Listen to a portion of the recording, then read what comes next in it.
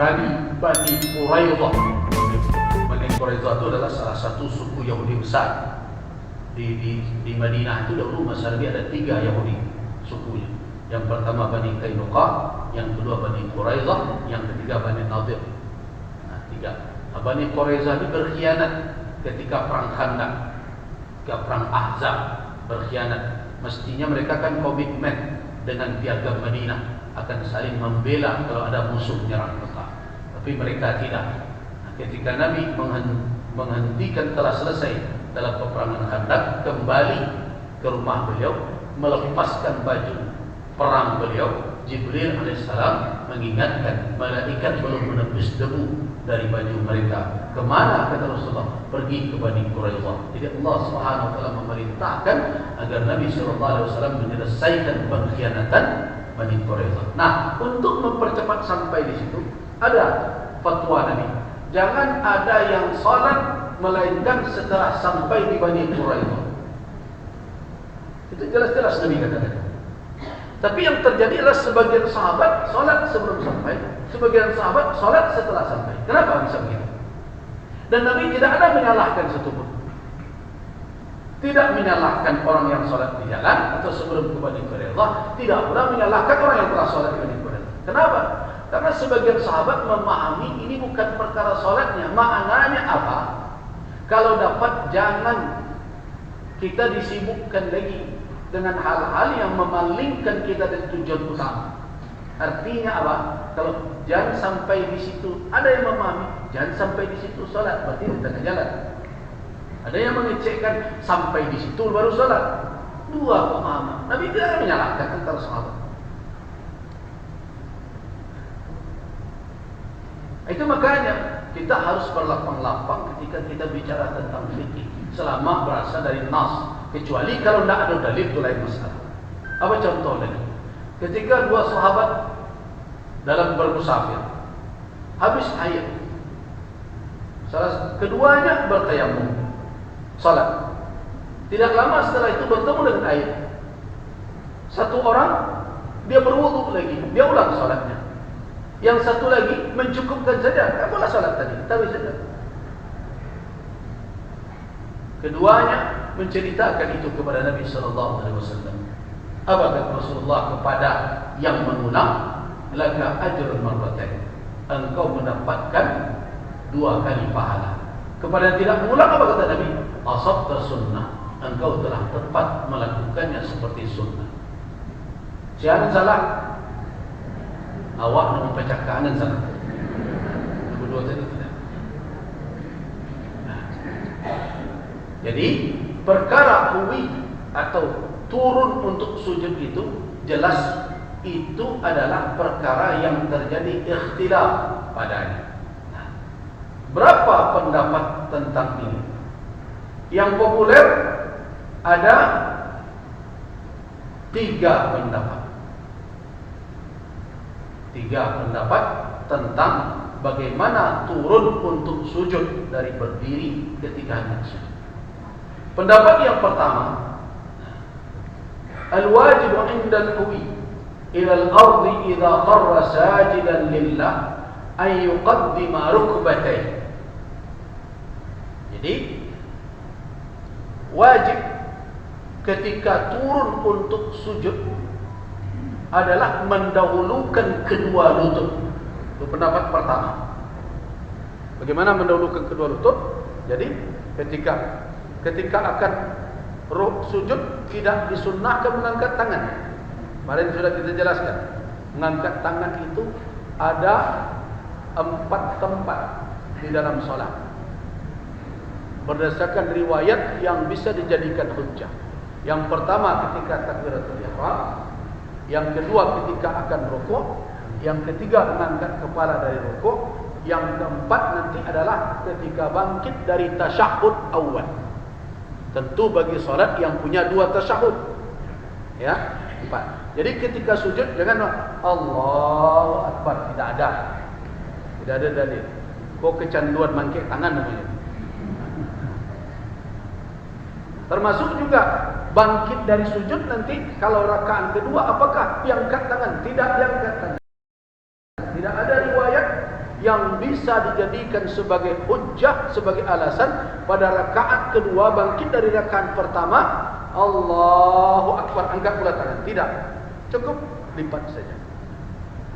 Begitu juga ketika rakaat dari rakaat ketiga naik untuk rakaat keempat, tidak disunnahkan mengangkat tangan. Jadi mengangkat tangan hanya 4 tempat. Yang pertama ketika takbiratul ihram, Allahu Akbar, mengangkat tangan bukan dikambangkan, tapi dirapatkan jari jemari. Berbeda nanti dengan apa? Dengan kita rukuk, yang disunnahkan untuk menjarakkan jari jemari dan meletakkan rahanya apa? Bagian telapak tangan ini di atas lutut, bukan di tulang kariang. Sebagian orang ke tulang kariang hanya letak, bentuknya olahraga pagi gini. Tapi tidak, ini tempat ini di lutut. Nah, kepala tidak mendongak, tidak pula melutut, tapi melihat ke tempat. Nah, sami Allahu liman hamidah, angkat. Ini begini, tidak pula terlalu kaku, tapi intasyar. Jangan begini. Sebagian orang entah karena malik atau kurang mood, tak tahu. Allah. Ikona seperti koko banyak minum vitamin C, kurang bersemangat.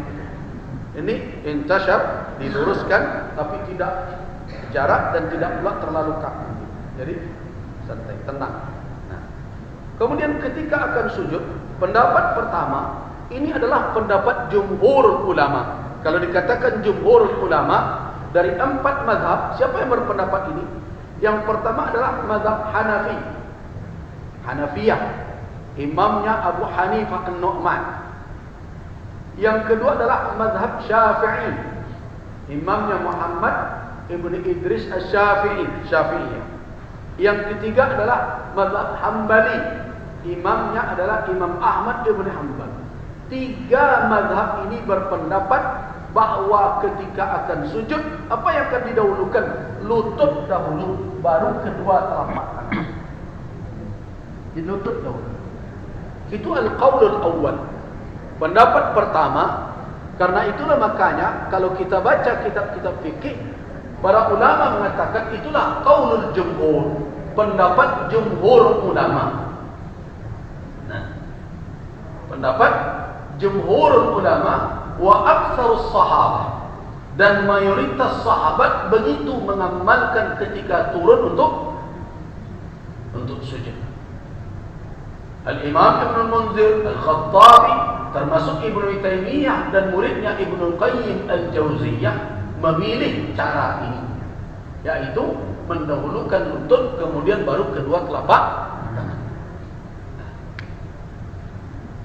Sedangkan pendapat kedua adalah mendahulukan kedua telapak tangan kemudian baru kedua lutut.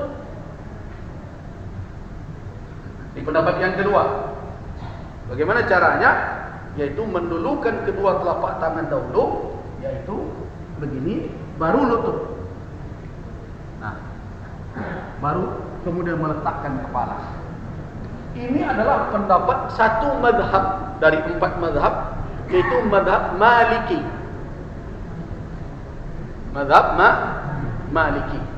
Pendapat yang ketiga apa? Pendapat yang ketiga antara itu, pilih salah mana yang ketujuh. Pendapat yang ketiga, kalau dapat sekali itu, sekali itu. Itu pendapat juga tu. Walaupun sebagian orang ikut nak pendirian kesalahan, jadi juga pendapat. Kenapa? Secara fikih boleh, ya boleh saja. Karena mereka mungkin menganggap keduanya pernah dilakukan oleh Nabi. Keduanya ada riwayat dari Nabi SAW. Tidak bisa kita katakan hanya ini atau itu. Ya sudah, pilih salah mana nyaman. Nah, kalau bisa sekali-sekali kedua lutut, sekali-sekali kedua tangan. Nah, itu pendapat yang ketiga. Itu namanya pendapat persatuan. Nah, mari kita lihat masing-masing dalil. Apa yang menyebabkan dua tadi seperti terjadi pertentangan seperti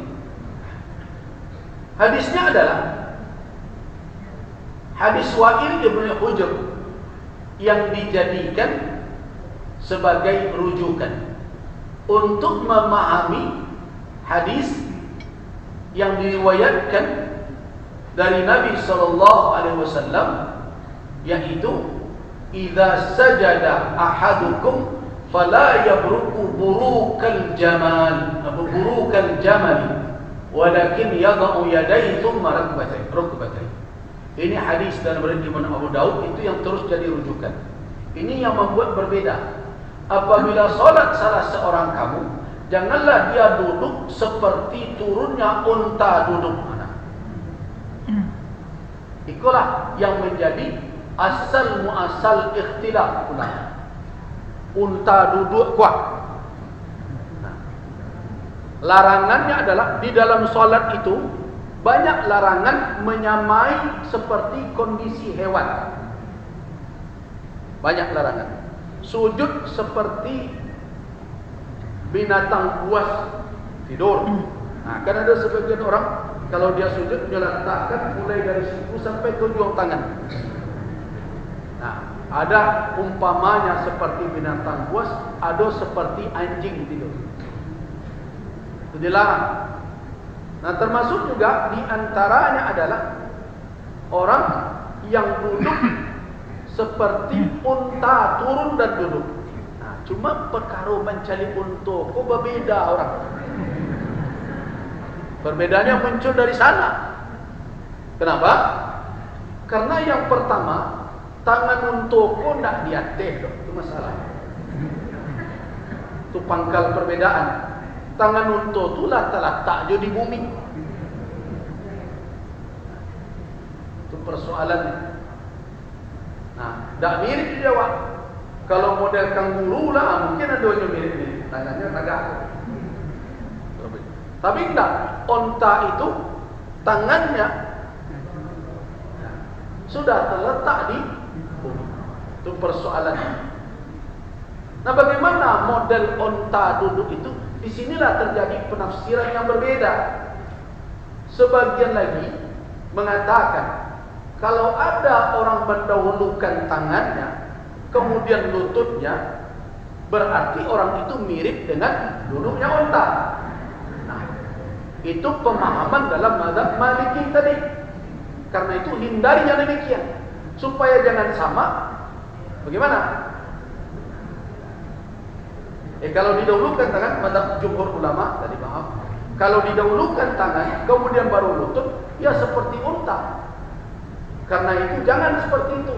Supaya terhindar dari bentuk duduk unta, ya sudah, dahulukan lutut baru tangan. Itu jumhur ulama. Tetapi mazhab Maliki mengatakan tak. Bahkan dan serupa kecek jumhur itu nak bentuk duduk unta. Kenapa? Lihat unta. Unta itu kan kakinya lah di tanah. Ketikanya keduduk, kalau lututnya dulu.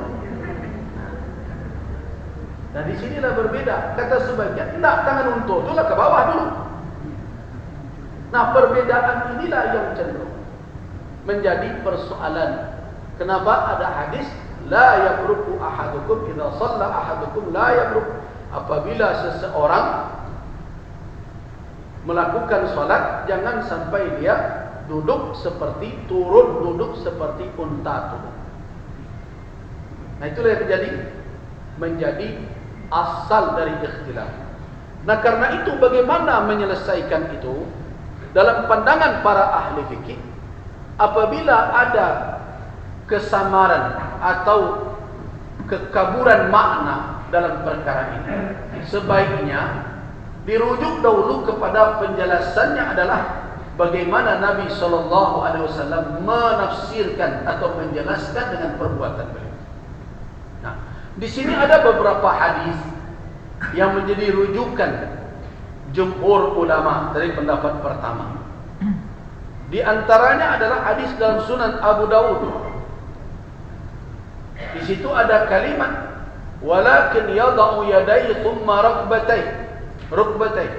Inilah yang terlarang yaitu meletakkan kedua tangan kemudian baru kedua lututnya. Hadis itu bersambung sebenarnya. Idza sajada ahadukum, apabila salah seorang kamu sujud, fala yabruku burukal jamali, jangan dia turun duduk seperti unta turun duduk, walakin yada'u yadai, melainkan dia letakkan kedua tangannya. Yadai ini tangan siapa?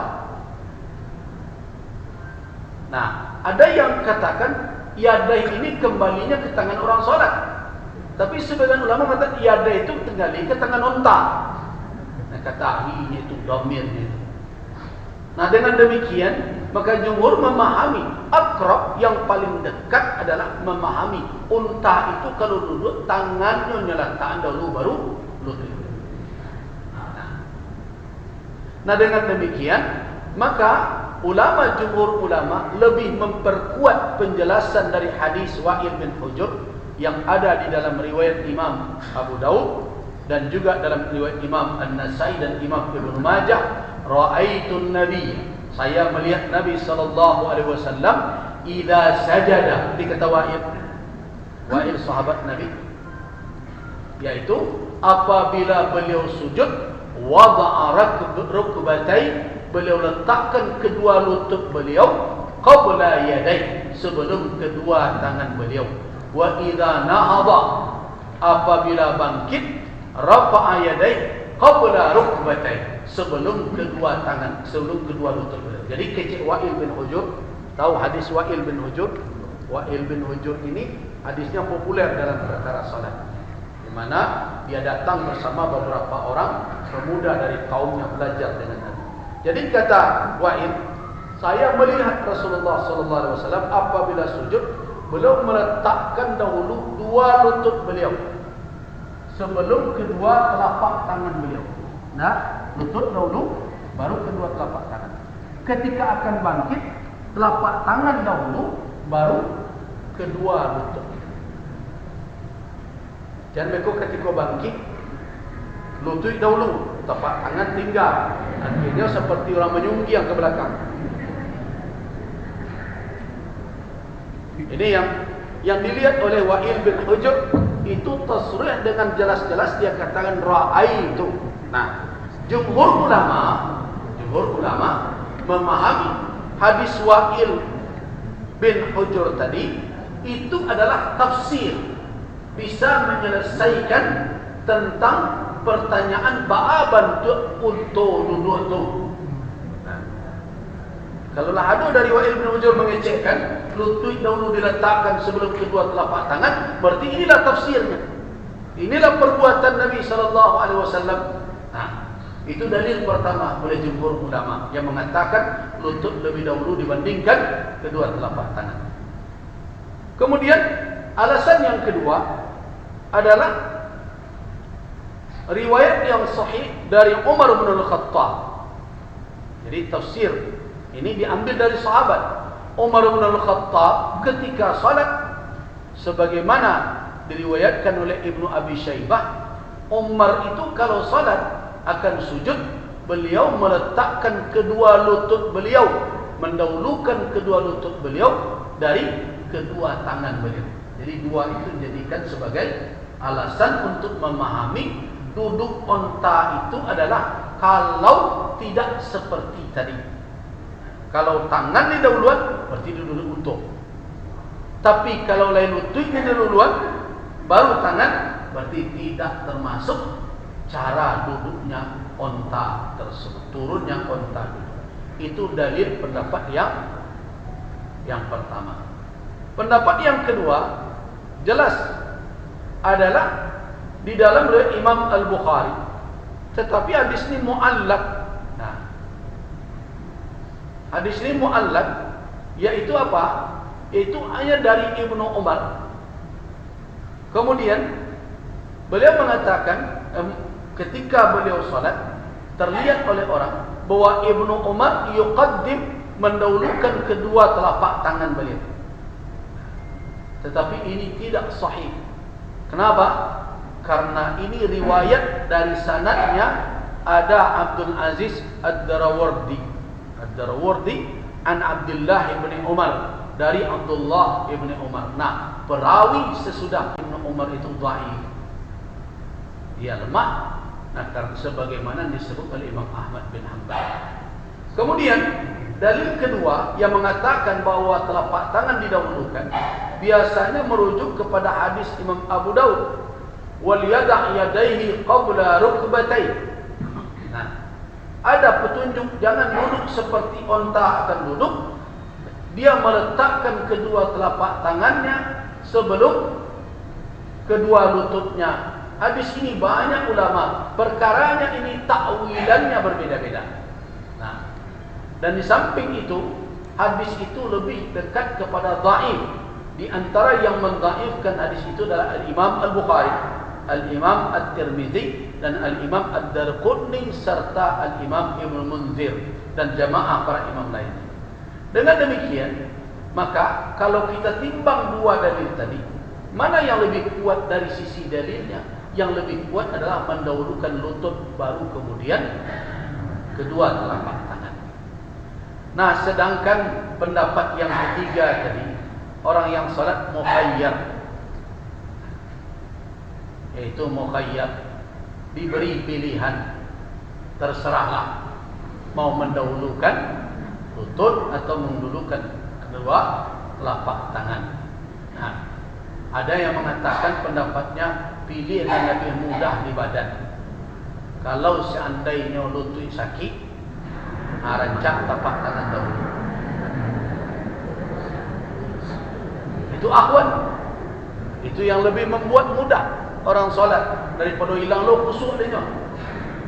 Karena dulu orang kadang kalau lah solat mungkin terlalu terfokus dengan kajian fikih, lebih nguangnya. Akhirnya lupanya sedang solat dan fikir lutut telapak tangan saja. Jadi daripada begitu, pilih saja yang ahwat. Ini pendapat yang ketiga. Mana yang mudah? Mana yang mudah? Mana yang mudah bagi orang yang salat untuk melakukan? Kalau mudah bagi dia mendahulukan lutut, dahulukan lutut.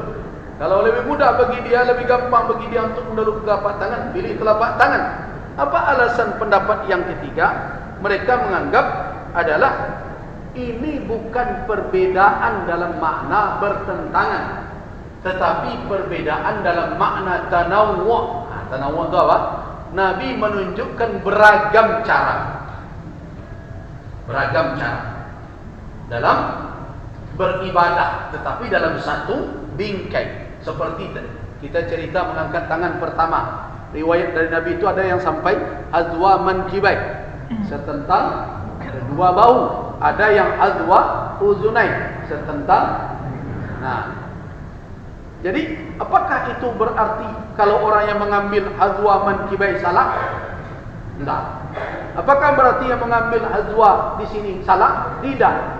Ulama mengatakan ini tanawwu'. Nabi biasa saja menunjukkan beberapa cara, yang keduanya ada beliau lakukan.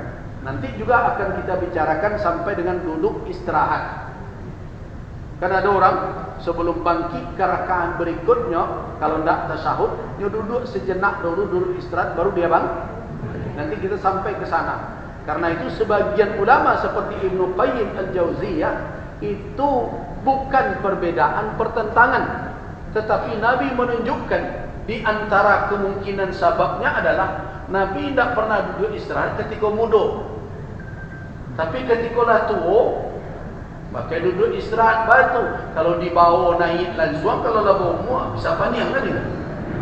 Nah, jadi nanti perbedaan seperti itu muncul di dalam pandangan fikih. Nah, kenapa demikian? Karena menurut pendapat yang ketiga, huma qaulan, dua pendapat ini sebenarnya mutaqariban. Itu saling berdekatan. Apabila dia mau memilih, pilih yang lebih mudah untuk dia lakukan. Kenapa? Karena Nabi SAW apabila diberi pilihan untuk satu perkara, apa yang beliau pilih? Ikhtara aisarahuma, dipilih yang lebih mudah. Karena Nabi tidak ingin membebani umat, tidak ingin membuat umat ini berada di dalam masyaqqah, dalam kesulitan, selama itu tidak haram. Hadiskan hadis sahih Ma khayra Rasulullah sallallahu alaihi wasallam baina amrayn qattun. Rasulullah tidak diberi dua pilihan antara dua perkara, pilihan antara dua perkara, melainkan ikhtara aisarahuma. Beliau pilih yang paling mudah, malam yakun isman, selama itu tidak dosa. Kalau itu dosa, karena beliau ab'adan nas, beliau yang paling jauh dari itu. Tapi kalau perkara-perkara yang sifatnya pilihan, beliau pilih yang mudah, apalagi itu akan ditiru oleh umat. Sebab kalau pilih yang berat, umat akan terbebani. Ya contoh kasus. Jadi karena orang heboh-heboh lagi haji, ada yang bertanya, saya, bagaimana Bu ya, tempat kami jauh, bus kami kadang-kadang sampai di situ, sampai di tempat kami itu sudah penuh, berjalan tak sanggup. Berbagai macamlah alasannya. Terserahlah, di samping cerita heboh-heboh sekarang ada yang terpisah dan sebagainya. Nah, ada yang bertanya, saya katakan, kalau kita mau mengikuti petunjuk Nabi SAW memberikan amalan yang tidak memberi beban berat sehingga tidak terpikul oleh umat beliau. Di dalam haji, apa contohnya? Nabi SAW datang ke Makkah itu tanggal 4 Zulhijjah. Tanggal 4 sampai. Tanggal 4 itu sampai di Birtua namanya. Birtua itu tidak jauh, di dekat Taisir sekarang. Jaraknya dari Masjidil Haram cuma 1 kiloan saja. Nah, di situ beliau tidak langsung pergi tawaf, tidak langsung beliau lanjutkan ibadah. Istirahat beliau di situ, mandi beliau di situ dalam keadaan berihram, beliau mandi dan tidur semalam. Besok pagi tanggal 5 baru beliau pergi tawaf. Itu bisa dibaca di dalam kitab Haji Wada, baik yang dikarang oleh Al-Imam Ibn Hazm Al-Andalusi atau juga Ibnu Katsir. Ada, termasuk juga dalam kitab Safwatul Qira karangan Muhibbut Tabari, ada di situ. Nah, kemudian setelah Nabi selesai tawaf, selesai sa'i, para sahabat beliau yang tidak membawa binatang kurban, beliau suruh bercukur. Jadikan amal dari tamattu, umrah dahulu. Silakan umrah dahulu. Sedangkan Nabi tidak bercukur. Kenapa? Karena beliau membawa binatang ternak dari Madinah. Sebagian dijemput oleh Ali ke Yaman. Total kurban Nabi ketika itu 100 ekor. Jadi ada orang ngecek Nabi bansek Donado bawa seorang kayu sampai dua sekali kurban 100 ekor. Nah, dijemput karena Nabi membawa binatang kurban, akhirnya beliau tidak bercukur karena Al-Quran mengatakan la tahliqu ru'usakum hatta yablugha al-hadyu mahillah. Jangan cukur rambut kamu sampai kurban, sampai tempat penyembelihan. Yang lain yang tidak membawa binatang ternak menjadikan amalannya umrah semua bertamattu. Termasuk istri-istri Nabi, termasuk putri Nabi Fatimah Az-Zahra. Nah, makanya banyak pula yang bertanya, kami haji, kami maaf ya, tamattu atau qiran? Mau tanya balik, adakah rencana bawa kambing dari Padang? Ada rencana bawa kambing, buat itu qiran atau ifrad. Kenapa? Orang membawa kambing tak boleh dok bercukur sebelum kambingnya tempat penyembelihannya tanggal 10 Zulhijjah. Tapi kalau nak serupa itu turun isalah arahan Nabi, ambil tamattu. Kemudian balik kita. Setelah itu Nabi selesai tawaf, selesai sa'i. Nabi ke mana? Pergi ke Abtah. Abtah itu sekarang namanya Ma'abdah. Jaraknya paling 2 kilo dari masjid. 2,5 kilo Ma'abdah. Nah, Nabi tidak pernah menghampir ke Masjidil Haram. Melainkan nanti tanggal 10 Zulhijjah setelah melontar jamrah Aqabah, setelah beliau bercukur, setelah beliau menyembelih kurban beliau, bercukur, kemudian beliau baru pergi tawaf ifadah. Nah, bagaimana kita memahami hadis as-salatu fil Masjidil Haram? Salat di Masjidil Haram afdal 100.000 kali lipat. Sedangkan Nabi SAW tidak bolak-balik di Masjidil Haram dari Ma'abdah, dari Abtah sekarang yang jaraknya cuma 2 kilo. Nah, sebenarnya kalau tahu je riwayat itu kan tak lapang je penganah. Kau tak bentuk kerugian bana di pasuan badan. Padahal pelaksanaan ibadah haji yang rukunnya belum lagi sempurna. Tapi kalau mampu ya silakan. Jangan alasan malas yang menghambat. Tapi kalau kondisinya hanya dek kalau bila jolek ke kamari, hendak ke mati di siku sewa pe haji biarlah pe mati. Ndak ada konsep haji pe mati itu. Kalau seandainya nyampai mati, bolehlah. Mungkin wanita kau diizinkan berjihad dulu. Kan wanita anak satu berjihad. Afdal yang amalan yang afdal itu kan jihad ya Rasulullah. Afala nuqatil? Aku nak engkau izinkan dulu, biarlah kami satu lebih perang. Kata Nabi, untuk kamu sekalian para wanita ada jihad, la qitala fi, jihad yang tidak ada perang. Apa itu? Al-hajj. Berhaji ke Baitullah itu jihadnya para wanita. Itu tandanya tak nak nyuruh mati ke situ. Jadi tak ada Nabi menyuruh, biarlah, wah pokoknya sanggup tak sanggup hendak capai mati sini, tak begitu. Konsepnya tidak seperti itu. Yang perlu difahami. Nah, berarti di situ Nabi, kenapa Nabi tidak bolak-balik? Nabi tidak bolak-balik untuk memudahkan umat. Kalau bolak-balik beliau mungkin susah memaksakan ini. Nah, beliau ambil aisar, itu namanya yang lebih mudah. Beliau tidak bolak-balik, beliau tetap saja berkemah di situ dan tidak bolak-balik. Jadi kalau ada pendapat yang mengatakan ambil saran lebih mudah, itu tidak keluar pula dari konsep sunnah. Jadi kecil ikut orang tak pendirian kau mazhab yang ketiga. Pilih SMA yang ketujuh. Tidak, mereka punya konsep pula berdasarkan kepada petunjuk Rasul pula. Kalau sudah ada dua tawaran, ada Rasul ambil yang semestinya ambil, yang memudahkan, jangan yang menyulitkan. So kalau menyulitkan susah awak kemudian hari. Coba lihat ada sahabat yang minta puasa terus. Kata Nabi, tidak, kan ada Senin Kamis. Apa lebih dari itu ya Rasulullah? Kan ada 3 hari taram. Apa bisa lebih ya Rasulullah dari itu? Kata Nabi kalau itu sum yauman wa aftir yauman. Puasa sehari mengumpul sehari itu puasa Nabi Daud. Tapi ketika lah tua, ada riwayat yang mengatakan seandainya terima lah dulu rukhsah keringanan dari Nabi, tidak sabar ini kau babat ketika lah lain. Tapi kalau di hadapan Nabi mengecekkan dahulu, ambo sanggup lebih dari itu. Akhirnya setelah tua terasa membebani. Walaupun sebenarnya bisa saja, tetapi karena tentu ada suasana. Ketika dia berhadapan dengan Rasul, ketika mengatakan dia sanggup lebih dari itu, akhirnya seperti menjadi beban.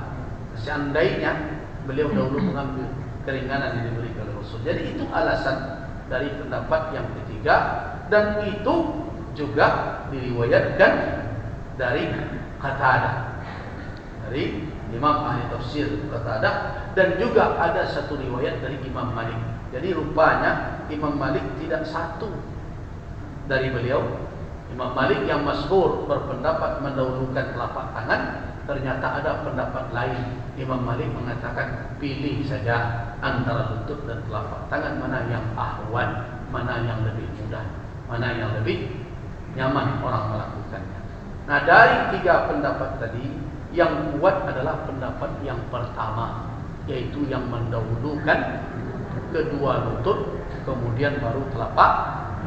Tetapi ingat, saya ingatkan, kalau kita memilih mendahulukan dua lutut, supaya jangan mirip dengan turunnya unta duduk, jangan dahulu setelah meletakkan ini, kemudian duduk dahulu baru sujud. Itu nanti dikatakan oleh ulama, kalau mendahulukan lutut mirip dengan unta duduk, ketika setelah lutut bawa ke belakang sekejap dulu, baru kemudian ke depan. Itu yang mirip dengan burukul jamal. Itu yang mirip dengan duduknya unta. Jadi setelah lutut terletak, kemudian badan ditarik ke belakang, baru kemudian Nah, unta pada itu duduk aja. Kalau tidak, bercalik di kebun binatang. Ketika dia letakkan lutut dia letakkan panggul dia dahulu di atas kakinya itu, kemudian baru dia. Selama tidak begitu, baik yang mendahulukan telapak tangan atau mendahulukan lutut, sebenarnya tidak ada yang mirip dengan burukul jamal, dengan cara duduk unta tersebut. Itu tentang kaifiat duduk. Jadi yang kuat mana? Yang kuat adalah pendapat yang mendahulukan lutut, baru kedua telapak tangan. Wallahu a'lam. Nah, sekarang kita masuk kepada persoalan yang kedua. Persoalan yang kedua adalah kaifiatus sujud.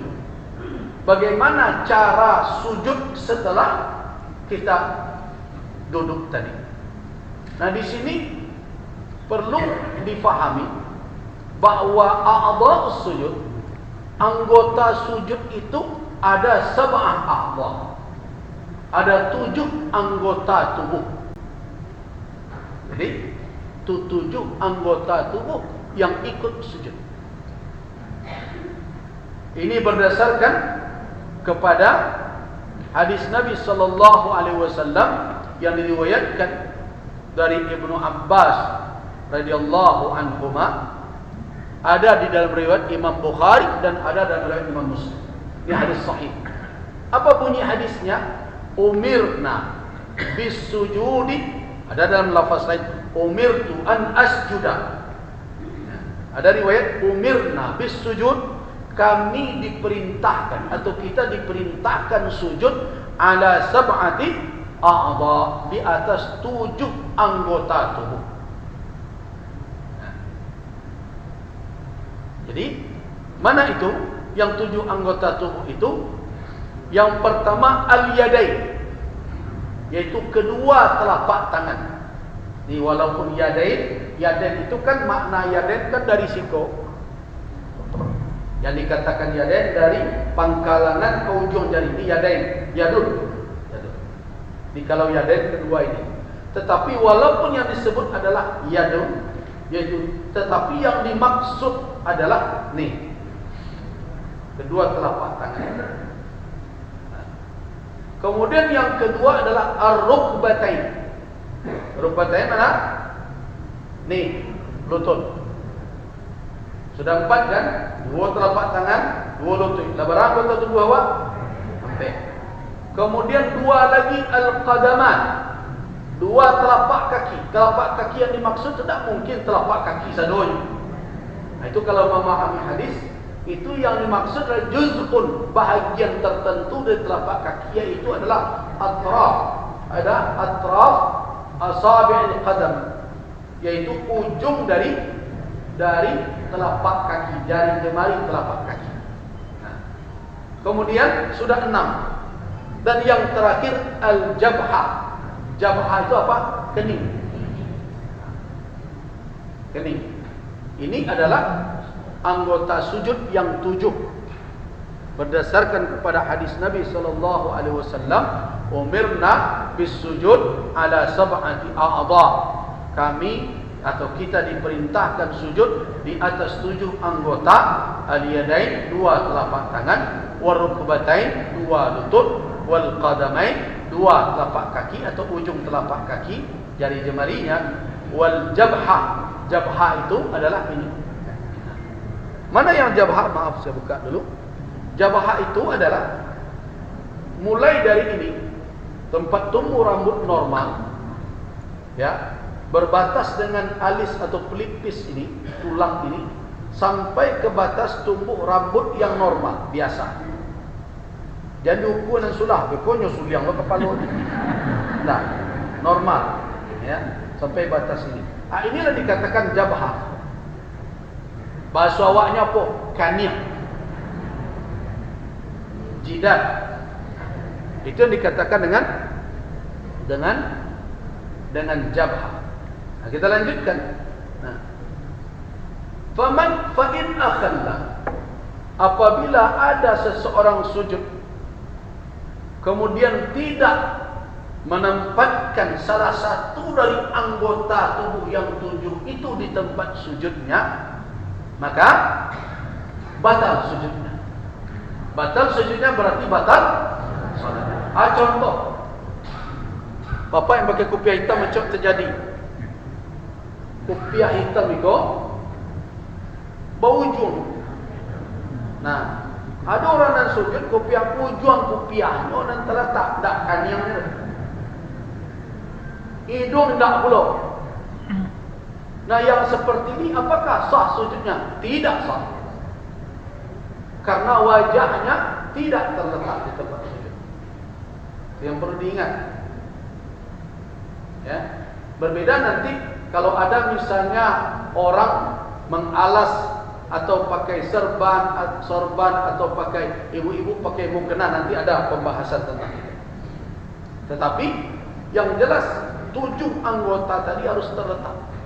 Kalau tidak terletak salah satu, terjadi misalnya Ini umpama ya, kakinya diangkat, lutut saja yang terletak, berarti yang terletak cuma 5. Apa itu? Lutut, 2 telapak tangan dan dahinya. Tapi kedua kakinya diangkatnya di belakang. Apakah sah sujudnya? Tidak sah. Jadi pahamilah, itulah rukun anggota tubuh yang harus terletak di dalam sujud. Nah. Kemudian setelah kita berbicara tentang jabhah, apakah yang harus terletak itu seluruh dari dahi kita atau bahagian dari dahi? Nah, ada yang berpendapat annal wajib, yang wajib di dalam sujud itu sebenarnya jabhah saja, sedangkan anggota yang lain hanya mengikuti jabhah, mengikuti dahi saja. Artinya kalau seandainya ada orang yang diangkat kakinya, apakah sah atau tidak sah? Jumhur ulama tadi mengatakan tidak sah, tetapi hanya mazhab Hanafi yang membolehkan selama dahinya sudah terletak sah. Tapi pendapat itu tidak memiliki alasan yang kuat. Yang kuat adalah pendapat jumhur ulama, karena hadisnya begitu terang, jelas bahwa manusia disuruh untuk sujud di atas 7 anggota tubuh. Nah, sekarang apakah seluruh anggota tubuh itu mesti ditempelkan? Tidak ada batas antara anggotanya dengan lantai. Perlu. Para ulama mengatakan tidak mesti semuanya. Tidak mesti semuanya. Karena itu, kalau ada orang misalnya pakai sarung tangan solat, sah atau tidak? Sah. Karena tidak semuanya harus menempel atau tidak ada alas antara anggota tubuhnya dengan lantai. Boleh tidak orang solat pakai sepatu? Boleh saja. Karena ada hukumnya adalah mashul khuffain, menyapu sepatu. Mungkin bagi kita asing di sini, tapi di negara-negara yang itu dinginnya itu ekstrim, salju dan berbagai macam, tidak setiap berwudu orang membuka sepatu karena dingin. Karena itu kalau sekali dia berwudu, selama dia tidak beradas besar, kalau hanya batal wudu dengan buang angin dan berbagai macam, ketika dia berwudu dia hanya menyapu saja bagian atas dari sepatu. Selesai. Itu namanya mashul khuffain, menyapu sepatu. Nah, jadi karena itu tidak dituntut semuanya harus lasiqan, menempel, dalam artian tidak ada batas antara anggota tubuhnya dengan lantai. Yang kedua, perlu diberi catatan bahwa yang dikatakan lantai bukan berarti tanah, tapi seluruh apa yang dalam hukum hukum lantai. Para ulama memberikan penjelasan. Setiap alas atau yang terletak di atas bumi itu bahagian dari lantai, selama itu tidak bergerak bersama dengan orang yang sedang salat. Tidak bergerak. Apalagi sejadah. Sejadah ketika kita bangkitkan tak turun injekkan nyawa. Nah, berarti dia hukmul ard. Dia sama hukumnya dengan. Nah, jadi sudah terjawab pertanyaan sebagian kita. Ada yang bertanya, aduh sejadah bagian kaniangnya saja. Saja kita. Lain sah salat. Saya katakan sah saja, tidak ada masalah. Kenapa? Karena dia terletak dan itu hukumnya adalah hukum lantai. Tidak ada persoalan padanya. Ya, tapi bantu pemalih. Jangan samakan hukum dengan selero. Bisa jadi ada orang yang tidak nyaman. Ya terserah, itu pilihan dia. Oh, bantu babaso nah meletakkan kaniang di bumi Allah lah. Kalau mereka itu tentu ikut juga tak boleh baik tu kok dapat tanah saja jadinya tu. Itu tidak menjadi alasan. Silakan saja. Kalau dia merasa perlu itu dah sama dia, tidak ada masalah. Itu tidak merusak kepada sujud. Nah, kemudian bagaimana kalau seandainya seseorang sujud tapi tidak jabhahnya yang terletak? bukan keningnya, tetapi hanya hidungnya saja. Ini sering terjadi pada orang yang berhidung mancung.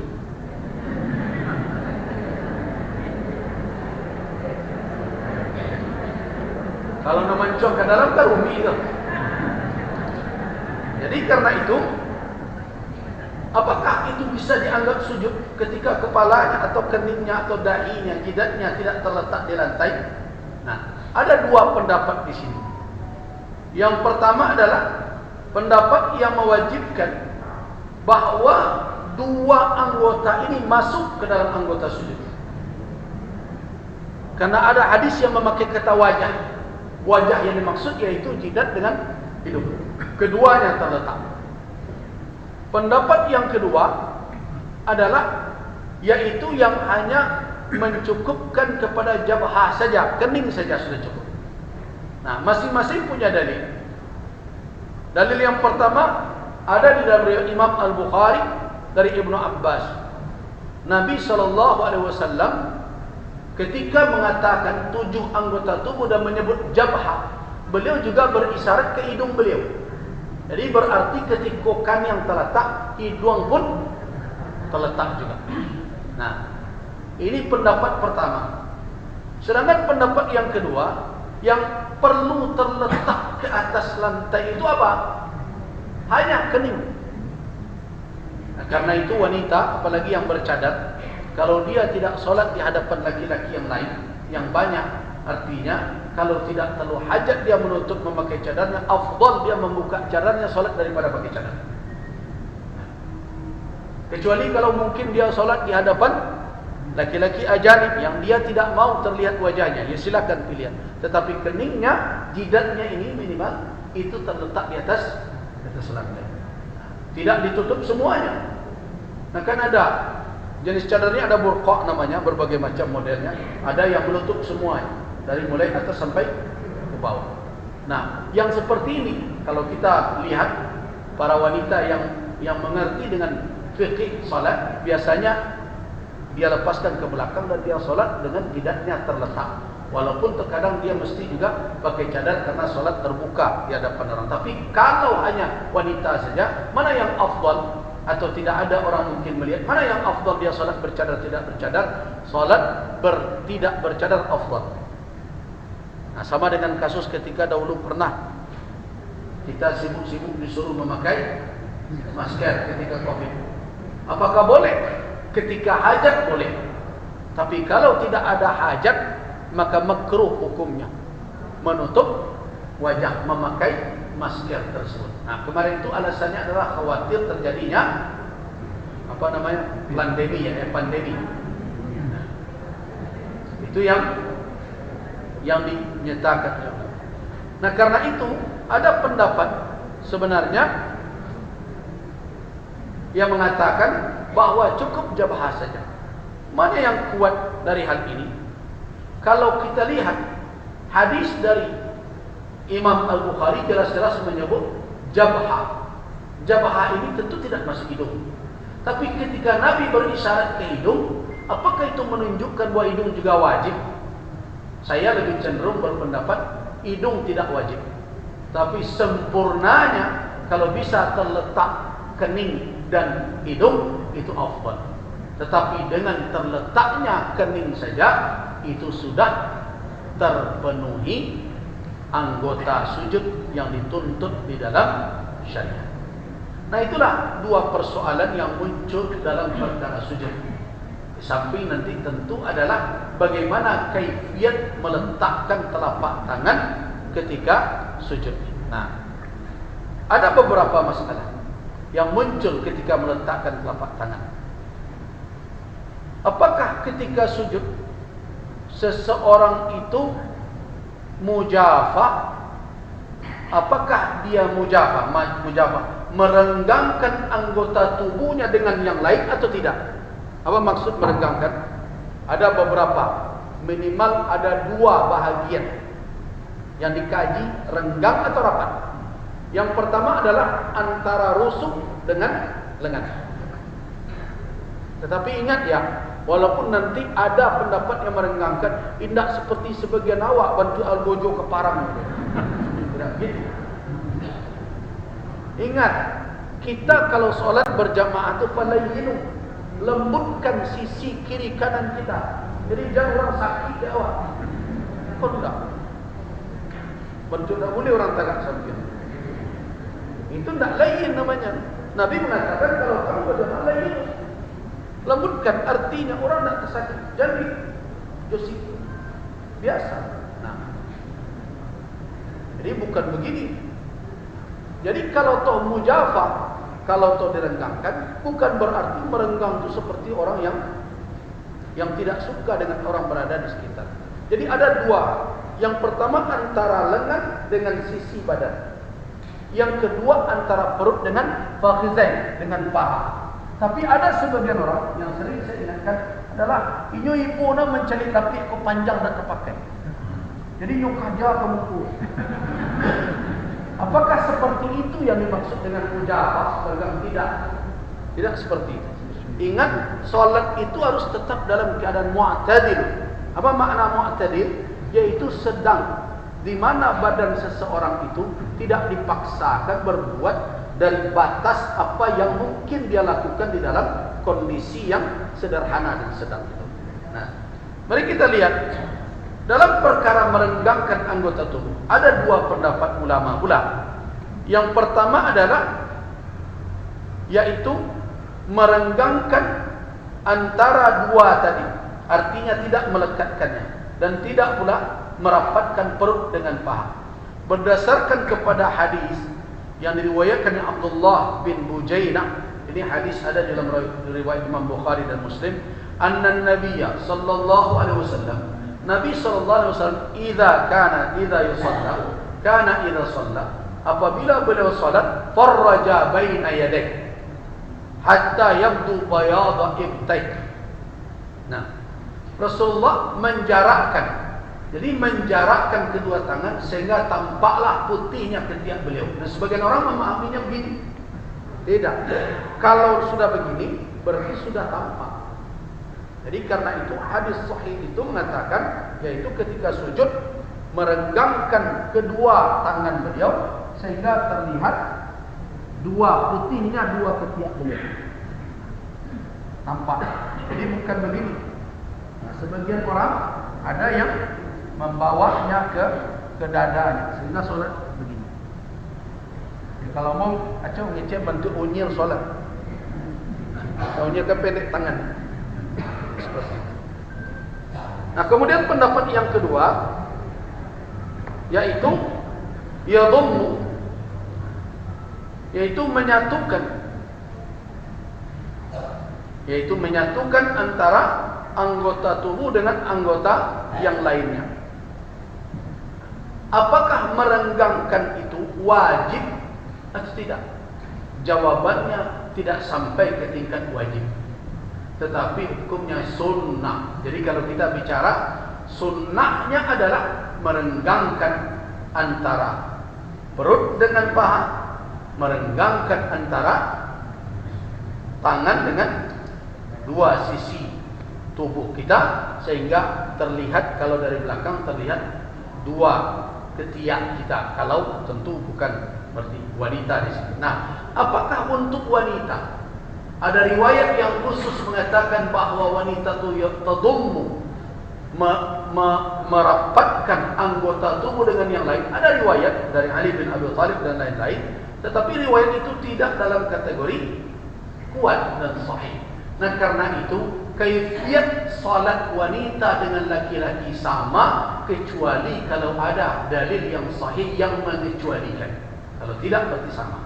Nah, dengan demikian berarti baik perempuan maupun laki-laki yang kuat adalah tetap merenggangkan, tetapi tidak dalam makna harus menjangkau seperti mendapat tempat yang jauh. Karena itu posisi tangan di dalam riwayat, posisi tangan ketika sujud yang pertama adalah dia tetap muntasyir, tetap tidak digenggam, tetapi dilepaskan.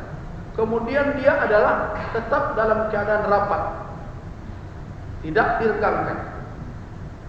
Kemudian posisinya ada dua di dalam riwayat. Yang pertama setentang telinga, yang kedua setentang bahu. Jadi kalau sujud kita ada dua pilihan. Yang pertama setentang telinga, ini. Nah, jadi posisinya telinga kita. Yang kedua setentang bahu kita. Kedua ini sama dan boleh dipilih mana yang cocok dan cukup nyaman untuk melakukan. Ya, ada dua posisi. Tapi jangan begini. Nah, Nabi tidak mengajarkan untuk intisyar, untuk yufarrij, seseorang memisahkan jari jemarinya. Tetap merapat. Posisinya ketika sujud di mana? Adalah pertama boleh dilakukan setentang dengan telinga, yang kedua dilakukan setentang dengan bahu. Nah, cuma dilarang oleh Nabi ayyaftarisa, seseorang itu mengalas badannya seperti sibah, seperti binatang buas duduk. Bagaimana bentuknya? Yaitu dengan apa? Dengan meletakkan siku sampai ke ujung jari ini. Jadi siku harus terangkat supaya berbeda dengan duduknya binatang buas. Dari beberapa cara, ada sebagian juga ketika sholat saya lihat bersedekap. Rasulullah SAW tidak menunjukkan bersedekap dalam riwayat yang sahih. Karena itu hanya beberapa. Ada yang begini, ada yang begini, ya. Hanya dua itu saja. Bagi yang melipat kedua tangan, wada'a yaminahu ala shimali, letakkan. Nah, ada riwayat menggenggam. Inilah yang lebih kuat, yaitu telapak tangannya terletak di punggung tangannya dan jarinya menggenggam pergelangan tangan. Posisinya adalah tetap pada posisi datar. Tidak ada ulama yang memahami dari mazhab yang ada, mazhab yang empat yang begini. Tidak ada. Bahkan Imam Ahmad bin Hanbal memakruhkan yang seperti ini. Kenapa? Dia anggap mubalaghah, ini berlebihan. Jadi makna ala sadrihi maknanya adalah lawan dari zahar. Jadi di atas dada itu maknanya bukan di atas dada, tapi di depan badannya, bukan di belakang begini. Itu makna hadis tersebut. Tapi sebagian orang sekarang ini memahami atas dada sehingga jadi begini. Ada sampaikan ini. Jadi yang tepat tetap begini. Inilah pendapat ulama yang berpendapat telapak tangannya dilipat di depan badannya ketika dia berdiri salat. Tapi apakah nanti setelah dia rukuk? Sebagian orang ada mengatakan setelah rukuk, apakah ini diletakkan lagi? Sebagian orang sekarang mengembangkan begitu. Ini fatwa dari ulama Najd. Sebenarnya sudah ditolak oleh banyak ulama. Kalau ada orang yang merujuk Syekh Albani menolak fatwa yang seperti itu.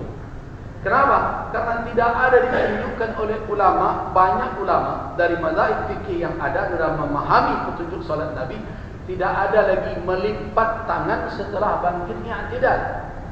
Tidak ada amar, tidak ada perintah. Yang perintah tadi ketika qiyam. Tidak ada riwayat yang menyuruh seperti itu. Memakaikan hadis qiyam ketika berdiri awal kepada i'tidal, kemudian melipat tangan, tidaklah dalil yang kuat. Nah, karena itu setelah rukuk, sami Allah liman hamidah, cukup tangan di samping saja, tidak dibawa lagi ke dada atau ke depan tubuh kita, dilipat lagi. Nah, itulah kaifiyat. Nah, ketika sujud, posisi telapak tangan tetap harus lurus, tapi tidak kaku pula, tidak pula tetap muntasyir. Muntasyir itu maknanya bukan begini, apalagi begini, tidak. Tetap diluruskan, tetapi tidak ditafrij, tidak dijarangkan jari jemari. Kemudian berikutnya, tetap posisinya ada dua, boleh diletakkan setentang telinga atau diletakkan setentang bahu. Nah, kalau posisi sudah sampai seperti itu, baru orang tersebut memenuhi rukun hay'ah. Apa yang menjadi rukun dari hay'at sujud, keadaan sujud, posisi sujud. Baru setelah itu dia berzikir dengan baca subhana rabbiyal a'la, subhana rabbiyal a'la. Kalau ada yang mau menambah wa bihamdi, itu tidak bid'ah. Karena ada riwayat, terlepas nanti riwayat itu dalam pandangan sebagian ulama tidaklah kuat. Tetapi ada ulama dan saya termasuk yang berpendapat mencukupkan sampai subhan rabbiyal a'la lebih baik karena riwayatnya lebih kuat. Tetapi adakah zikir-zikir lain? Ada, seperti subhanakallahumma rabbana wa bihamdikallahumma ighfirli. Kemudian apakah ada zikir lain? Ada, subuhul quddus rabbul malaikati war ruh. Kemudian adakah zikir lain? Ada, Allahumma laka sajadtu wa bika amantu wa laka aslamtu sajada wajhiya lilladzi khalaqahu wa sawwarahu wa syaqqa sam'ahu wa basarahu tabarakallahu ahsanul khaliqin. Itu bukan doa sujud tilawah. Itu doa sujud biasa. Nah, cuma kalau nak jadi imam, tenggang orang di belakang. Jadi masalahnya. Sebab kenapa? Di dalam sujud orang boleh menambah doa. Dengan catatan dia ambil doa-doa itu dari yang maksur atau doa Al-Quran dan Sunnah. Dan tidak dibenarkan dia, dalam pendapat banyak ulama, tidak dibenarkan berdoa dengan bahasa selain bahasa Arab. Karena ijma' solat itu dengan bahasa Arab. Kenapa boleh berdoa di luar itu? Ada orang yang mau berdoa Allahumma firli. Apakah boleh? Boleh. Atau Rabbana atina, silakan. Berdasarkan kepada hadis yang diriwayatkan oleh para ulama hadis, Al-Imam Bazzar misalnya, Abu Ya'la dan lain-lain, dan juga diriwayatkan oleh Imam Ahmad bin Hanbal dalam kitab Zawaid dari Abdullah bin Ahmad bin Hanbal dalam kitab Zawaid Musnad dari Ali bin Abi Thalib radhiyallahu anhu. Dan hadis ini juga sebenarnya asalnya di dalam riwayat Imam Bukhari, di dalam riwayat Imam Muslim juga. Hadisnya adalah kata Nabi SAW di dalam hadis itu, kasafa Rasulullah as-sitar. Pada suatu kali Rasulullah membuka sitar. Sitar itu kain tirai penutup. Kemudian wan nas sufufun khalfa Abi Bakar. Orang sedang salat di belakang Abu Bakar As-Siddiq. Ini ketika Nabi sakit. Faqala, dan beliau berkata, ayyuhan nas, wahai manusia, innahu lam yabqa min mubashshiratin nubuwah illa raqiyas salih. Tidak ada lagi yang tinggal berita gembira yang biasa datang kepada Nabi, melainkan hanya mimpi orang-orang saleh, mimpi orang yang mimpi yang saleh, mimpi yang baik, yang benar. Nah, kemudian yarahal muslim, yang dilihat oleh seorang muslim. Itu yang tinggal lagi. Wahyu tidak lagi. Setelah kemudian tidak lagi. Atau diperlihatkan kepadanya. Ala wa inni nuhitu an aqra al-Qur'an raki'an. Ini perhatikan. Ala, ketahuilah, sesungguhnya aku dilarang membaca Al-Quran dalam keadaan rukuk. Itu maknanya rukuk jangan dibawa ayat kamu ke rukuk. Kehendak sudah ayat qul a'udzu birabbin nas, tapi sampai rukuk qul a'udzu birabbin nas, malikin nas, ilahin nas, min syarril waswasil khannas. Ya kan? Nabi Nuhi itu kata Nabi, aku dilarang untuk membaca ayat Al-Quran dalam keadaan rukuk, raki'an. Kemudian au sajidan, begitu juga. Jangan pula membacanya ketika sujud. Ada imam sebagian ragunya ayat ini baca dengan dua, nyapanya ketika sujud dengan tidak. Dia sujud tidak boleh membaca ayat. Dilarang oleh Nabi sallallahu alaihi wasallam. Beliau katakan aku dilarang.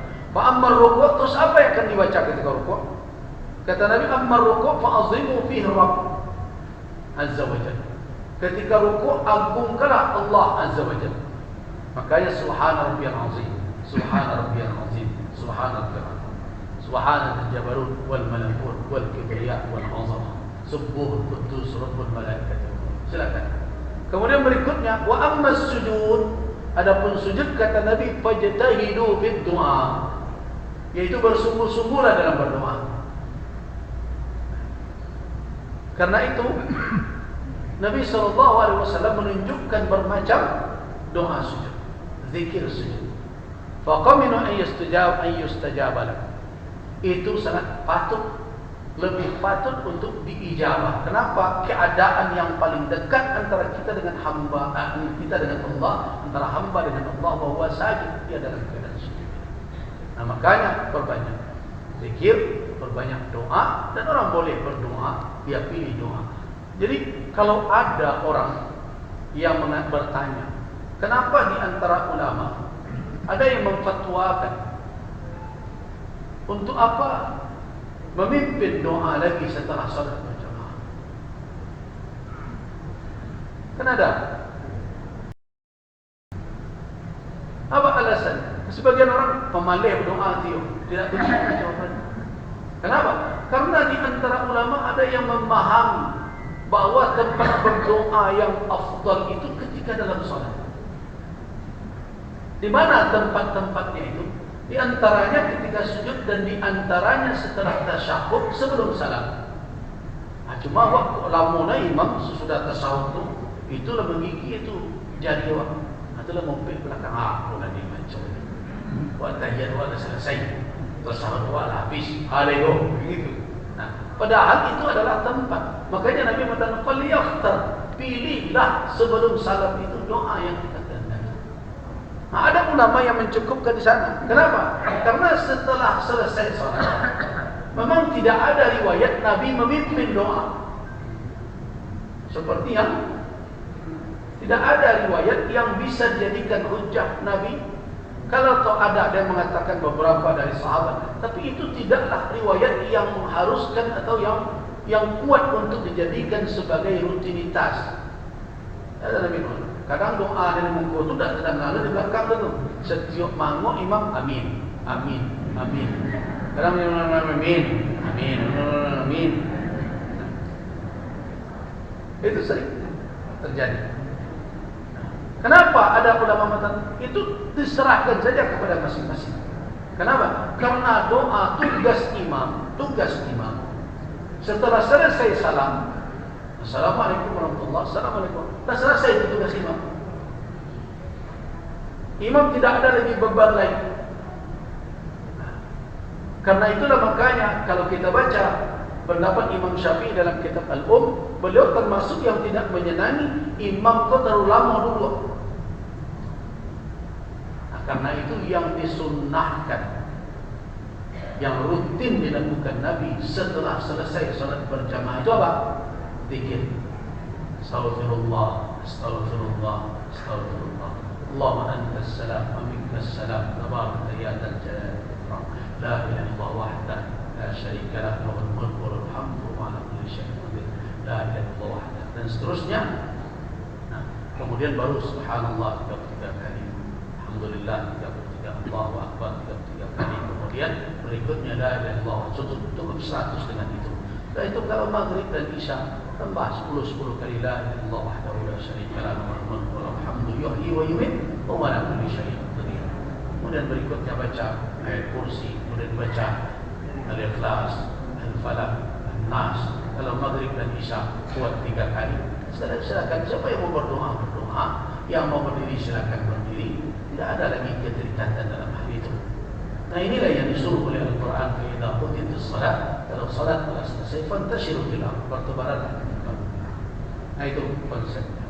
Nah, demikian Bapak dan Ibu jemaah rahimakumullah, kita berbicara baru sampai sujud, belum lagi tasyahud awal dan belum lagi nanti sujud kedua dan bangkit dari sujud serta tasyahud akhir. Baik, kita cukupkan dahulu sampai di sini. Waktu kita sudah sampai. Allah wa iyyakum bima yuhibbu wa yarda. Wabillahi taufiq wal hidayah. Assalamualaikum warahmatullahi wabarakatuh.